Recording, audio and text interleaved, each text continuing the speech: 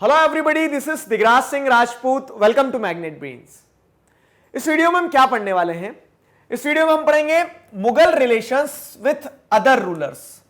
इस टॉपिक को समझो। टॉपिक को समझने से पहले ये देखो कि हमारी गाड़ी कहां तक आ चुकी है। हमने चैप्टर स्टार्ट किया दी मुगल एम्पायर, मुगल्स के बारे में समझा, किस तरह से उन्होंने अपने एम्पायर को एक्सपेंड किया, उनका क्या ट्रेडिशन था सक्सेशन का। ठीक है, पिछले वीडियो में ही डिस्कस किया। चलो ये होमवर्क ले लो और ठीक, आपको कमेंट सेक्शन में बताना है कि what was the Mughal tradition of succession. अब अभी अगर हम देखें तो अब ये टॉपिक है हमारा Mughal relations with other rulers. पिछले वीडियो में हमने ये देखा कि भैया उनके जो ट्रेडिशन ऑफ सक्सेशन जो था उसमें क्या थी, प्रॉब्लम्स थी। ठीक है, आपस में बेटे लड़ने लगते थे, अपने पिताजी को जेल में डाल देते थे, ये सारी समस्याएं थी। अब सारी समस्याओं के बावजूद भी ये भी एक सच है कि आपको मानना पड़ेगा कि 300 साढ़े 300 साल तक वो सरवाइव कर गए, उनका एम्पायर चलता रहा। तो कुछ ना कुछ तो उनकी पॉलिसीज में अच्छा होगा, अच्छा इन द सेंस उनकी पॉलिसीज कहीं ना कहीं तो मजबूत होगी। ठीक है, तो अब हम वही पढ़ेंगे कि what was the policy of Mughals. ठीक है, how they maintain relations with other rulers, दूसरे रूलर्स के साथ कैसे। अब जैसे दो तरह के लोग हैं, एक ये है कि दूसरे रूलर्स को देख के बस हमला कर दो, उनके ऊपर कब्जा कर लो। लेकिन ये हमेशा ऐसा है कि जब तक आप शेर हो चलता जाएगा, लेकिन जहां शवा शेर मिला आपको वहां आपको खत्म कर दिया जाएगा। मतलब आप जब तक पावरफुल हो छोटे रूलर्स को हराते जाओगे, कोई बड़े रूलर से टकराओगे मिट्टी में मिल जाओगे। ठीक है, अब लेकिन मुगल रिलेशन क्या था, उनकी क्या डिप्लोमेसी थी, उस चीज को समझना। फाइन, देखो मुगल रूलर्स, ठीक है, Mughal rulers campaign constantly against rulers who refuse to accept their authority. ठीक है, मुगल एम्पायर है, मान लो जैसे बाबर है, हुमायूं है, अकबर है, इन लोगों ने अपने आप को स्टैब्लिश किया। अब ये क्या करते थे, कंटिन्यूस मिलिट्री एक्सपीडिशंस पे रहते थे। ठीक है, मिलिट्री कैंपेन्स पे रहते थे, लोगों को हराते थे, छोटे छोटे रूलर्स को। किसको हराएंगे ये? तो मान लो जैसे अब मेरा एम्पायर है, ये मेरा एम्पायर है। ठीक है, अब बॉर्डरिंग एरियाज पे यहां पे किसी दूसरे राजा का एम्पायर है। ठीक है, दूसरे राजा का एम्पायर है। अब ये क्या बोल रहा है, ये छोटा सा राजा है, ठीक है, ये बोल रहा है कि नहीं हम इस मुगल एम्पायर को नहीं मानते, मुगल रूल को नहीं मानते। तो वो क्या करेंगे, वो इनके अगेंस्ट में मिलिट्री कैंपेन चलाएंगे, इन्हें डराएंगे, धमकाएंगे। ठीक है, इन्हें हराने की कोशिश करेंगे। तो दे मुगल रूलर्स जो थे तो they campaigned constantly against rulers who refuse to accept their authority. ठीक है, जो अथॉरिटीज को नहीं मानेगा उनके अगेंस्ट में आवाज उठाएंगे। चलो ठीक है, यहां तक आ गया समझ में। अब क्या है, other than military campaigns Mughals also had some diplomatic strategies for expansion. इस चीज को समझो, हमेशा तलवार निकाल लेना, हर बात पे तलवार निकालने से काम नहीं चलेगा।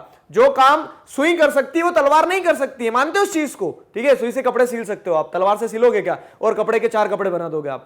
तो उस सेंस में क्या है कि मुगल्स ने सोचा कि हमेशा हमें लड़ने की जरूरत नहीं है। ठीक है, पैसा लगाएंगे, सोल्जर्स की जान जाएगी। कहीं पे क्या हो रहा है, कहीं पे अगर प्यार मोहब्बत से काम चल रहा है तो वो करेंगे हम। ठीक है, तो यही चीज समझना। अदर देन मिलिट्री कैंपेन्स, लड़ने के अलावा, मिलिट्री कैंपेन्स के अलावा Mughals also had some diplomatic strategies for expansion. उनके दूसरे तरीके भी थे जिससे वो अपने आप को क्या करते थे, अपने एम्पायर को बड़ा करते थे। अब आप बोलोगे सर एक्सप्लेन, समझाओ कि क्या दूसरे तरीके थे। चलो देखो समझो जरा। ठीक है, पकड़ना क्या है यहाँ पे, as the Mughals became powerful many other rulers also joined them voluntarily. उगते सूरज को सब सलाम करते हैं, सुना है आपने? वही चीज यहां पे होती जा रही है। देखो एक मैं आपको लाइफ लेसन देता हूं, सुनो और सीखो इस चीज को। क्या होता है कि आपको अगर बहुत बड़ा दादा बनना है अपनी कॉलोनी का, तो क्या करना होगा, या तो आप लोगों से लड़ते रहो, इसको मारा उसको पीटा, इसको मारा उसको पीटा, तो लोग अपने आप ही बोल देंगे भैया उसके मुंह मत लगना, वो क्या है, बड़ा खतरनाक आदमी है। ठीक है, या तो आप स्ट्रगल करो। दूसरी चीज क्या है कि आप लड़ो मत, लेकिन आप पावरफुल बन जाओ। आप बहुत बड़े बॉडी बिल्डर हो अगर, तो आपसे कोई नहीं लड़ेगा, क्योंकि बोल देंगे भैया वो बहुत क्या है, बहुत मतलब हष्ट पुष्ट है, वो ताकतवर है, उससे कौन लड़ने जाएगा। ठीक है, तो दो ही तरीके होते हैं आपको अपने आप को स्टैब्लिश करना है। या तो लड़ते रहो पागलों की तरह, तो लोग बोल देंगे उससे लड़ना ही नहीं, वो तो ऐसा ही है। या फिर क्या है, आप इतना पावरफुल बना लो कि कोई लड़ने का सोचे ही ना। ठीक है, वही चीज यहां पे हुई है। क्या कि इनिशियली आप देखोगे बाबर ने लड़ाई लड़ी, लड़ाई लड़ने के बाद में वो पावरफुल होते चले गया। अब जब वो पावरफुल होते चले गया तो as the Mughals became powerful many other rulers also joined them voluntarily. दूसरे रूलर्स ने सोचा ये पावरफुल है, इनसे कौन लड़े, इनके आगे जाके चुपचाप बैठ जाओ। ऐसा हुआ। ठीक है, ये हुआ। और देखो अब यहां पे आप क्या है, आप ये नहीं बोलोगे कि इंडियन रूलर्स जो थे उस टाइम पे, ठीक है, at that time Indian rulers were not coward. ठीक है, वो डरपोक नहीं थे, लेकिन उन्होंने भी ये सोचा कि यार पावरफुल आर्मी है, जबरन खून खराबा होगा, हमारे लोगों को क्या होगा, हमारे लोगों को नुकसान होगा। ठीक है, हमारे लोगों को नुकसान होगा, तो उससे बचने का तरीका क्या है, उससे बचने का तरीका यह है कि हम सरेंडर कर दें।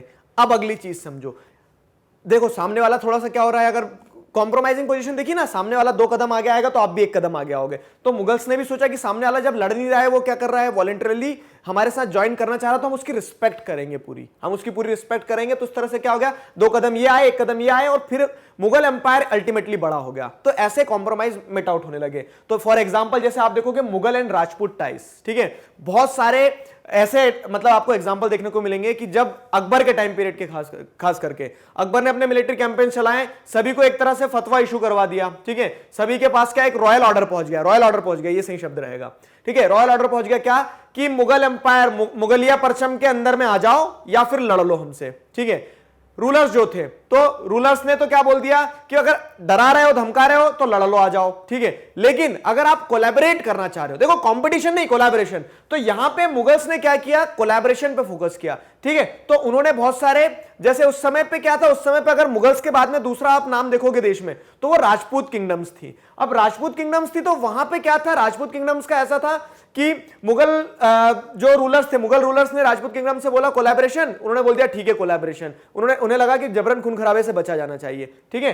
तो क्या हुआ कि बहुत सारे जो हमारे इंडिजिनियस रूलर्स थे, जो हमारे इंडियन रूलर्स थे, उन्होंने मुगल रूलर की सुप्रीमेसी को एक्सेप्ट कर लिया और बदले में मुगल रूलर्स ने बोल दिया कि आप आपका राज्य चलाओ, बस आप मुगलिया परचम के अंडर में रहोगे। तो मुगल एम्पायर ऐसे बड़ा होता चलेगा, ठीक है। अब क्या होता है, many of them married their daughters into Mughal families and received high positions. ये चीज भी एक देखिए, बहुत सारे क्या होते हैं रूलर्स ने, बहुत सारे राजपूत रूलर्स ने क्या किया कि शादियां करवा दी, ठीक है, शादियां करवा दी, किसकी, अपनी बेटियों की, बहनों की शादियां करवा दी मुगल फैमिलीज में। क्यों, अब देखो कारण समझना, हम हिस्ट्री को अगर एक पर्सपेक्टिव से देखेंगे तो वो क्वेश्चन खड़ा कर देगा, दोनों पर्सपेक्टिव देखने की कोशिश करो। यहां पे क्या था, देखो मुगल्स जो थे, ये बात तो सारे लोग जान रहे थे, जैसे बाबर था, ठीक है, बाबर के पहले भी आप देखोगे तो उनके एंसेस्टर्स जो थे, तो उनका इतिहास ये गवाह देता था कि भैया ये धोखेबाज हैं, ठीक है, भरोसा नहीं किया जा सकता। आज इन्होंने बोल दिया कि कोलैबोरेट कर लेते हैं, कल को हमारे स्टेट में आने के बाद में हमला कर दे तो, हमारे लोगों को मार दे तो राजपूत रूलर्स ने क्या सोचा, राजपूत रूलर्स ने ये सोचा कि एक तरीका निकाला जाए कि इनके साथ में फैमिली टाइज बना लेते हैं, ताकि क्या हो कि कल को जैसा भी कितना भी कह सकते हैं कि बिना पेंदे का लोटा टाइप से इंसान हो, लेकिन वो क्या करेगा, अपने ससुराल में तो लड़ाई नहीं करेगा। तो इस तरह से मैरिटल टाइज बनाई गई है। तो आपने जैसे मूवीज में भी देखा होगा, एक मूवी जो जोधा अकबर प्रोग्राम आते हैं, तो वो कहानी सच्ची कहानी, मतलब क्या है, अगर हम देखें मुगल मैरिजेस विद राजपूत, तो the mother of Jahangir was a Kachhawa princess, daughter of Rajput ruler of Amer, ठीक है, मॉडर्न डे जयपुर की जो राजकुमारी थी, जिनका नाम जैसे जोधा अकबर ने रखा था, ठीक है, बाकी उनका नाम जो था तो हरकाबाई, हीर कुंवर, अलग अलग नाम थे, हिस्ट्री में देखोगे आप, अलग अलग नाम है, ठीक है। The mother of Shahjahan was Rathore princess, तो शाहजहां की मम्मी जो थी तो वो भी क्या है, मतलब जहांगीर की वाइफ भी एक राठौर प्रिंसेस थी, तो daughter of Rajput ruler of Marwar, वो मारवाड़ जोधपुर की, प्रेजेंट डे जोधपुर की राजकुमारी थी। तो इस तरह से क्या है, मैरिटल टाइज बनते चले गई। तो अगर हम बात करें Mughal relations with other rulers, तो अब आप क्या समझेंगे कि डायरेक्ट मिलिट्री कैंपेन्स भी हुए, मिलिट्री कैंपेन्स के साथ साथ में मैरिटल टाइज भी बनाई गई है, ठीक है। तो many of them married their daughters into Mughal families and received high positions. अब फिर क्या होता था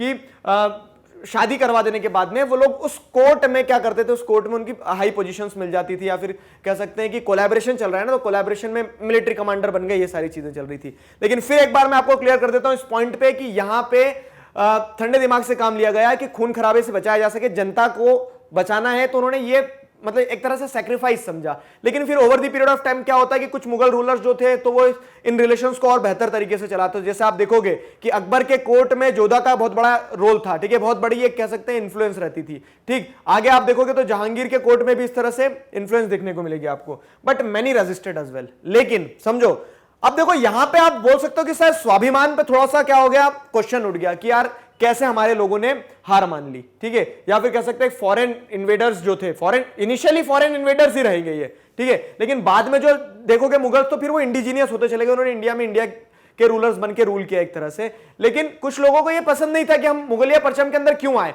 चाहे हमारा छोटा एम्पायर है, हमारा अपना स्वाभिमान है, तो but many resisted as well, ठीक है, बहुत सारे लोगों ने रेजिस्ट भी करा, बहुत सारे लोगों ने बोल दिया नहीं आना मुगलिया परचम के अंदर में, ठीक है। And one such name was Maharana Pratap Singh, ठीक है, एक बड़ा नाम जो एक स्वाभिमान का नाम है वो क्या है, महाराणा प्रताप, ठीक है। तो महाराणा प्रताप एक रूलर थे, ठीक। आजू बाजू से अगर आप देखोगे यहां पे ये है मुगल एम्पायर, ठीक है, बड़ा सा एक तरह से आप देख सकते हो दानवों की तरह एक मुगल एम्पायर, और बीच में यहां मेवाड़ के रूलर, ठीक है, चित्तौड़ के रूलर कौन, महाराणा प्रताप। तो उन्होंने बोल दिया कि मुझे मुगलिया परचम के अंदर नहीं लाया, and he continuously fought against the Mughal rulers, ठीक है, अकबर। तो अकबर के अगेंस्ट में कंटिन्यूसली लड़ते रहे वो, ठीक है। उन्होंने बोल दिया कि ठीक है आपके अंडर में नहीं आऊंगा, लड़ना है लड़ो। तो लड़ाइयां चलती रही है, ठीक है, लड़ाइयां ऐसी भी चलती रही कि लड़ाई में उनकी आर्मी हार गई लेकिन वो नहीं हारे, ठीक है, उन्होंने हार नहीं मानी, जंगलों में गए, घास की रोटी खाई, लेकिन कंटिन्यूसली क्या करते रहे, लड़ते रहे। तो ये जो पॉइंट है आपकी बुक में जो लिखा है क्या, but many resisted as well, ठीक है। तो मेनी रेजिस्टेड एज वेल में कौन है, तो the Sisodia Rajput of Mewar refuse to accept Mughal authority for a long time. लंबे समय तक उन्होंने बोल दिया कि नहीं, जीते जी महाराणा प्रताप ने कभी भी मुगलिया परचम के अंडर में आना स्वीकार नहीं किया, वो कंटिन्यूसली लड़ते रहे, ठीक है। Still Mughals were successful in creating an empire. चलो, तो अगर आप देखोगे क्या कि मुगल्स फिर भी एक बड़ा एम्पायर बना पाए, तो वो उनका बड़ा एम्पायर बनाने के पीछे कारण क्या था, द आर्ट ऑफ बैलेंसिंग। तो उन्होंने ये जो लोगों को अपने साथ जोड़ा है ना, उसके पीछे भी क्या चाल थी, या फिर कह सकते हो उसके पीछे उनकी क्या पॉलिसी रही, ठीक है, वो क्या रही है, तो the careful balance between the defeating but not humiliating their opponents enabled the Mughals to extend their influence over many kings and chieftains। समझो इस चीज को, इस रीड बिटवीन द लाइंस, ठीक है, try to read between the lines, line के बीच में पढ़ने की कोशिश करना। क्या चीज दी गई है कि ये जो बैलेंस है किस चीज का, कि मुगल एम्पायर जो है, मुगल एम्पायर क्या है, मुगल एम्पायर में आप देखोगे कि मिलिट्री कैंपेन्स भी रहे, लोगों ने रजिस्ट भी किया, सारी चीजें, फिर भी वो एक बड़ा एम्पायर क्यों बना पाए, तो उसके पीछे कारण जो है तो वो ये है कि उनके पास में एक बैलेंसिंग का तरीका आ गया था। वो क्या करते थे कि अगर हराया भी है किसी को, मान लो एक राजा था जो हार नहीं मान रहा था, ठीक है, उसको लेकिन हरा दिया इन्होंने, मतलब सरेंडर नहीं कर रहा था, उसको इन्होंने मिलिट्री कैंपेन में हरा दिया, लड़ाई में हरा दिया। लड़ाई में हराने के बाद में क्या है, ऐसा नहीं कि हराने के बाद में राजा को ह्यूमिलिएट किया जाएगा कि राजा को मार देंगे, उसके घर में लूटपाट कर देंगे, ठीक है। खास करके अकबर, देखो पहले के जैसे आप देखोगे ना, बाबर और ये लोग, तो इन्होंने तो फिर भी क्या है, थोड़ी त्राही त्राही मचाई थी। अकबर के बाद से क्या हो गया, अकबर ने सोचा कि नहीं, अगर लॉन्ग टर्म, वो थोड़ा सा कह सकते हैं अकबर की पॉलिसीज क्या रही है, अकबर की पॉलिसीज यानी कि लॉन्ग टर्म विजन के साथ में चलता था। अकबर ने सोचा बड़ा एम्पायर बनाऊंगा, लोगों को अगर मैं इस तरह से ह्यूमिलेट करूंगा तो मेरे दुश्मन खड़े कर लूंगा मैं। तो उसने क्या सोचा कि दुश्मन खड़े करने से बेहतर क्या है कि मैं इनके साथ कोलैबोरेट करूं। तो अकबर ने क्या बोला कि ठीक है आपको हरा दिया, चलो हरा दिया, लेकिन हराने के बावजूद क्या हम आपको ह्यूमिलेट नहीं करेंगे, आपको आपका वतन, मतलब आपका जो स्टेट है वो आपका ही रहेगा, आप बस हमारे अंडर में आ गए हो, ठीक है। मतलब क्या है, चलो पंजा लड़ाते हैं, ठीक है, पंजा लड़ाते हैं, हरा दिया पंजा। अब ऐसा नहीं पंजा हरा दिया तो बस आपको क्या करेंगे, ह्यूमिलेट करेंगे, हरा दिया ना, अब आप मेरी टीम में आ जाओ, ठीक, अब आप मेरी टीम में रहो, आपको हमेशा ये मानना पड़ेगा कि मैं आपसे ज्यादा पावरफुल हूं, इस तरह से। तो क्या हो रहा है कि ये इन्होंने ह्यूमिलिएट नहीं करा उनको, ठीक है, उनको किसी तरह से डिसरिस्पेक्ट नहीं किया, हारे हुए लोगों को भी क्या दे दिया, वतन दे दिया, मतलब उनका स्टेट दे दिया, बोलते कि आप खुद ही रूल करो लेकिन हमारे अंडर में लेके रूल करो। तो इस तरह से चीजें चल रही थी। फॉर एग्जाम्पल, जैसे एग्जाम्पल में हम देखें यहां पे, तो एक जैसे मैं आपको एक बताता हूं, जोधा अकबर, अभी मैंने आपको बताया कि मैरिटल टाइज होते थे अकबर की वाइफ, ठीक है। तो अब जैसे हीर कुंवर जो थी, हरकत बाई जो थी, तो इनका भतीजा कौन था, मानसिंह। अब आपने मूवी देखी है जोधा अकबर तो बहुत अच्छी बात है, सीधे समझ में आ जाएगा, ठीक है। एक प्रोग्राम आता था महाराणा प्रताप, उसमें भी ऐसा ये चीजें बताई गई थी कि मानसिंह जो है, तो मानसिंह क्या करता है, अकबर के बिहाफ पे मतलब अकबर के बिहाफ पे बैटल्स को लीड करता है। जो हल्दी घाटी की बैटल हुई थी तो उसमें मानसिंह ने लीड किया था, ठीक है। तो यहां पे क्या हो रहा है कि आप हरा भी रहे हो अगर किसी को, तो उसको अपने अंडर में रख रहे हो, अपने यहां पे क्या कर रहे हो, मिलिट्री पोस्ट दे रहे हो, ठीक है। तो मुगल्स की पॉलिसी ये रहती थी कि साथ में मिलकर कोलैबोरेट करके काम चलाना सारी चीजें, ठीक है। उससे क्या एडवांटेज मिलता था, उससे एडवांटेज ये मिलता था कि आप लोगों को कॉन्फिडेंस में ले सकते हो। जैसे यहाँ के जो लोकल रूलर्स थे, तो बहुत सारे राजपूत रूलर्स जो थे वो मुगल एम्पायर के साथ में कोलैबोरेट करके काम कर रहे थे, ठीक है। तो जैसे अब मैंने आपको ये भी बताया कि मैनी रजिस्ट्रेड, तो मैनी रजिस्ट्रेड में कौन थे, तो सिसोदिया जो डायनेस्टी थी, सिसोदिया राजपूत ऑफ मेवाड़, महाराणा प्रताप, उन्होंने रजिस्ट करा। लेकिन बहुत सारे लोग क्या है कि इनके कोऑपरेटिव नेचर को देखते हुए, जैसे मानसिंह है तो मानसिंह सूबेदार बन गए थे, ठीक है, मानसिंह सूबेदार बन गए थे किसके यहाँ, अकबर के यहाँ, अकबर के मुगल एम्पायर में सूबेदार बन गए थे। और वो फिर एक राजपूत रूलर दूसरे राजपूत रूलर के अगेंस्ट में लड़ रहा था, और जो दूसरा राजपूत रूलर है वो किसको रिप्रेजेंट कर रहा था, मुगल एम्पायर को। तो वो उनकी पॉलिसी ऐसी थी कि उन्होंने दूसरे रूलर्स को अपने कॉन्फिडेंस में ले लिया, ठीक है। अब क्या होता है, balance between defeating but not humiliating, ये जो चीज है, this help the Mughal emperors, बहुत ज्यादा मदद करी। इससे क्या है कि वो दूसरे लोगों को अपने साथ जोड़ पा रहे थे, ठीक है, यहां तक आई चीजें समझ में। लेकिन क्या होता है, but it was difficult to keep this balance all the time. इस चीज को समझो, इंटरप्रिटेशन पकड़ना, ठीक है, इंटरप्रिटेशन को पकड़ो, बहुत इंपॉर्टेंट चीज है। मैं एक बात बताता हूं आपको कि expansion without consolidation leads to decline. क्या समझ में आया? देखो यहां पे क्या है, अकबर ने अपने एम्पायर को एक्सपैंड किया और वो साथ में लेके चल रहा था, वो ह्यूमिलेट नहीं कर रहा था किसी को।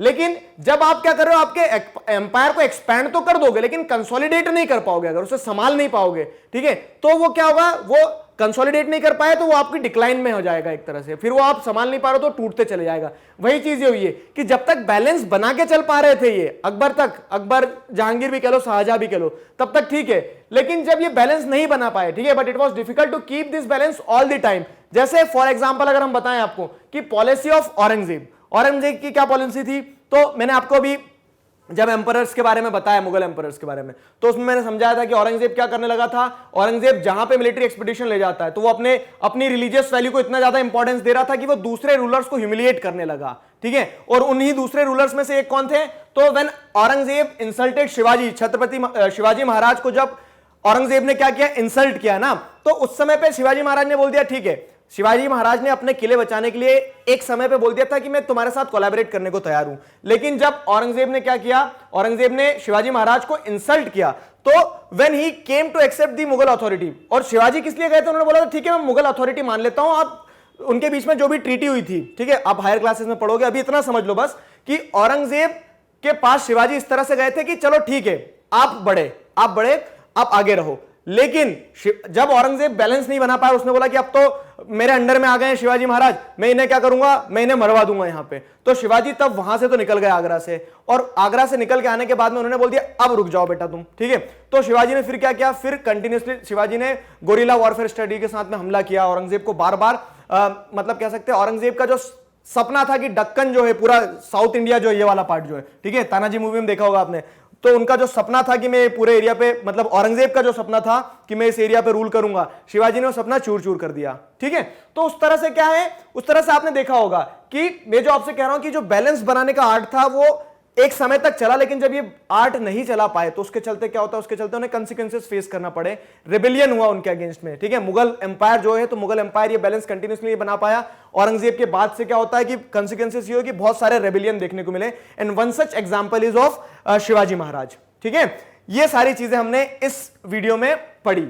आई होप मजा आया आपको, समझ पाए हो, चीजों को रिलेट कर पाए हो, ठीक है, relation Mughal relation with other rulers, इस टॉपिक को अच्छी तरह से आपने समझा है, क्लियर। किसी प्रकार के डाउट हैं तो feel free to ask in comment section. Magnet brains पे क्लास 4th से क्लास 12th तक सभी सब्जेक्ट्स, सभी चैप्टर्स के सब टॉपिक्स, सारी चीजें यूं ही इसी तरह से सिस्टमैटिक वे में अवेलेबल है। ऐसे वीडियो लेक्चर्स हर चीज के मिलेंगे आपको, ठीक है, और सबसे मजेदार बात क्या है कि सारे video lectures free of cost available है। तो आपको क्या करना है, आपको अपने जूनियर्स और सीनियर्स को भी मैग्नेट ब्रेन्स के बारे में बताना है।